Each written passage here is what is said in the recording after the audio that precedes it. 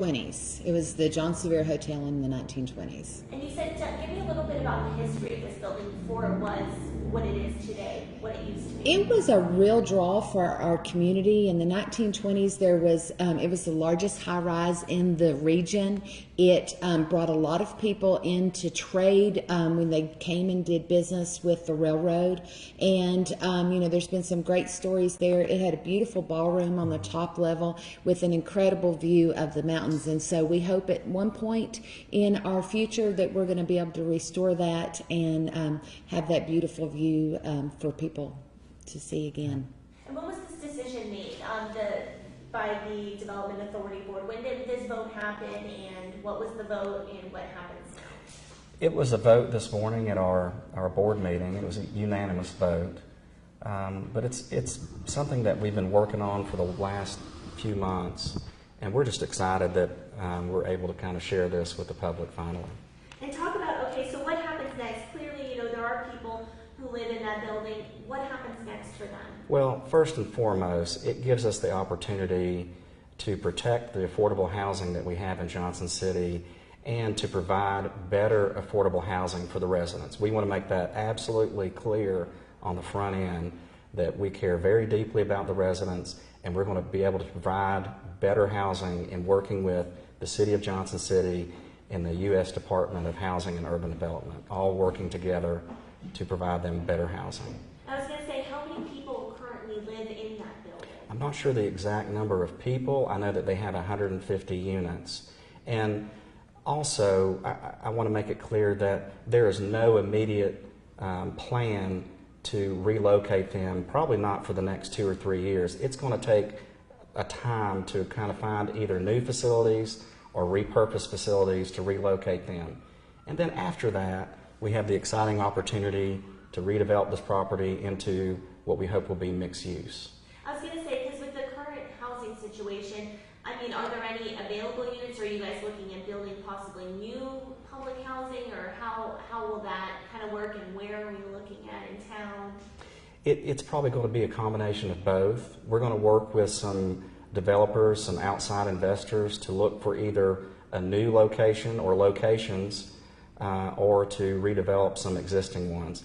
And ideally, instead of having one 150 unit complex, we'd like to see a smaller density, maybe 3 or 4 other places where we don't have such a large concentration of people in one complex. Okay, very good. And is that $4.1 million? I know that's just for the building. How much do you think it's going to cost to move people, and work with the housing here in town? So we're going to be working with HUD to meet their minimum standards as soon as we take control of the property, and then after that, we're going to look at having new facilities or repurposed facilities for the tenants that will be much better than the conditions that they're in now. And will that cost come from that housing? How do you guys decide? Is it the Development Authority Board who's working on with the housing, or who's going to work to the cost of repurposing? Yes. So the funding source is what we call tax increment financing. We have a redevelopment district here in downtown, and we can use those funds to purchase the building and redevelop it, and to offer incentives to our developers that come in.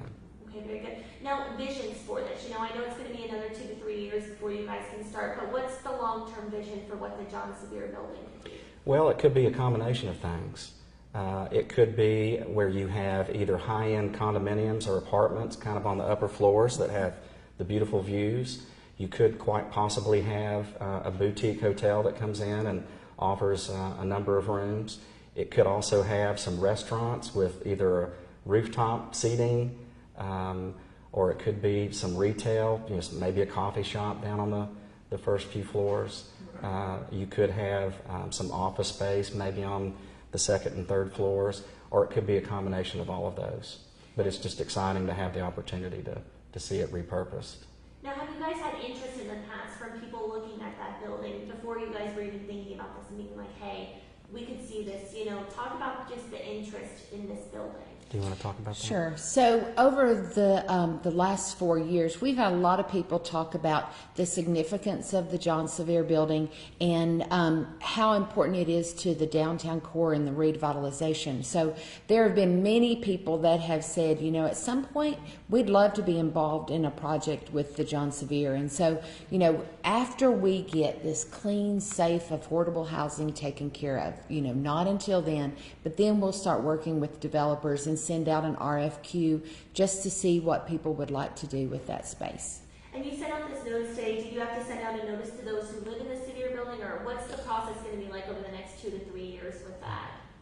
So our due diligence right now is just to purchase the building. There are no plans to relocate the residents at any time until we can get the new location set up. And so we want to really make sure that the current residents know they are not going to be evicted. They're not really, while we're doing this due diligence and going in, we want to make sure that they feel very safe and comfortable where they are and know that there's not going to be any change.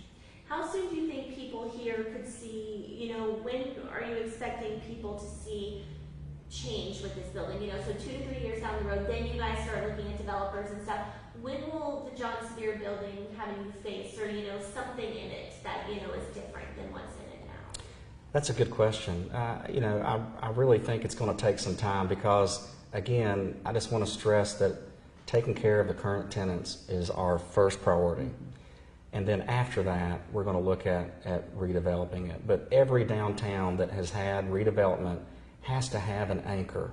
You've got to have this transformational type property, and John Sevier is going to be that transformational property for downtown Johnson City.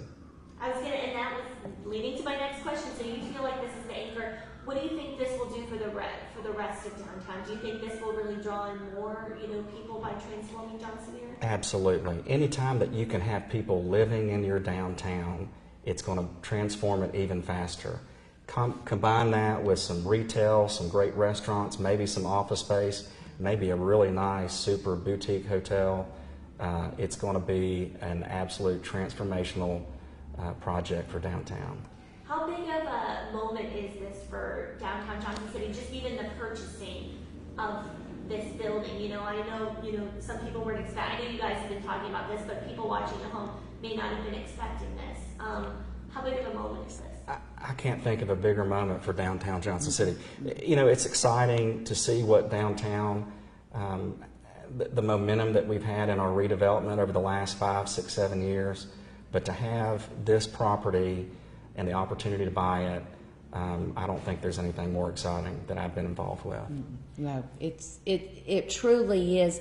The Mill project was a great step towards revitalization of downtown, and we're thrilled with what is happening there. And this is just the second anchor on the other end, and you partner with Tannery Knobs and Tweetsy Trail and Founders Park and the flood mitigation that has occurred downtown, and all of a sudden private dollars and public dollars are all working together to really truly revitalize our downtown. And talk about, I know this is probably too far in the future, but I know 4.1 was for the purchase.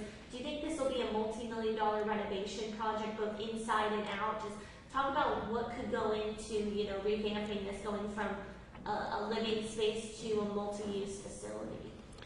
When you think about a condominium that could be worth $100,000, $200,000, and you extrapolate that out over the number of units that you have, this could be a $10, $15 million property once it's completed. And talk about the foundation of this building. This building has been here since the 1920s. Just talk about its foundation and its structure here in Johnson City. The foundation of what it is. Well, the foundation is that it's been a hallmark, significant property in Johnson City, and so to have the opportunity to repurpose it is exciting for us. We cannot be more thrilled to have this dream come true for us. And you guys mentioned the mill, so I just want to ask about it. I saw progress being made. I saw it was just painted. Talk about the progress moving forward with that as well.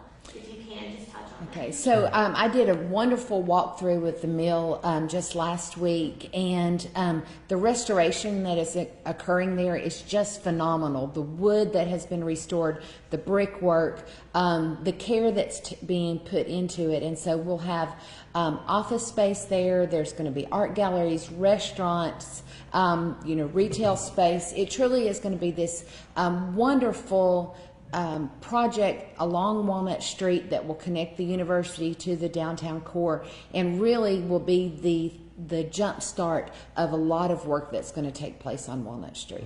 Any idea when we can start to see things pop up and develop in there, like either restaurant, what's the timeline on it? I just saw the paint and I got excited. So they're working very hard there, and they're signing contracts with new companies coming in. So I think in the next 6 to 8 months, you're going to see a lot more site work done on that space. Okay, very good. And you said this is a cornerstone of, transforming downtown. And there's been a lot of transformation downtown over the past several years. Do you think this will jumpstart and, make things go faster? Just talk about what you think the transformation of this property could do for the rest of the properties. We're proud of what we've accomplished and the amount of redevelopment that we've seen down here, but we feel like this is just the tip of the iceberg. Yes, our core downtown has had a lot of attention. We've addressed the flood mitigation. We have some wonderful green space with Founders Park and King Commons, but we're going to see downtown grow even further out to include some of the outside areas, and it's just we're just gaining more and more momentum every day. Just have to ask, was anyone ever opposed to this? Buying the John Sevier, or anyone in town be like, no, just keep it the way it is? We have had full support from our city commission, our city manager. It's been it's not just been the JCDA. We've been in partnership and in discussions. They're all very aware of this, and we have absolutely their full support behind it. So it's still going to be like at least 2 to 3 years before we see at least you guys touching the architectural side of it, correct? Yes. Yes. Yes. Okay, perfect. Make sure I didn't miss anything. Do you think after this announcement today, anyone will come forward and say, hey, listen, I want to be a part of that? I mean, have you had it? I've already gotten a text. Yeah, talk about. Well, I think that we will be hearing from developers, local and both regional, that will be interested in the project. But like I said, the first priority is to the residents, and we want to make sure that we are working with the city and HUD to make sure that we can build quality, safe, affordable living for the folks that live there. So, my response to the developers that say, hey, think of me is, you hang on. We've got to work with people to build the apartments first. I was going to say, the housing, Dunbar, they tore Dunbar down over there. Could this in any way be a part of, I know they're planning to rebuild over there. Would it in any way look like that, or are we talking even newer public housing? It's probably going to be even newer. I mean, there's already a shortage of affordable housing in Johnson City, and they're just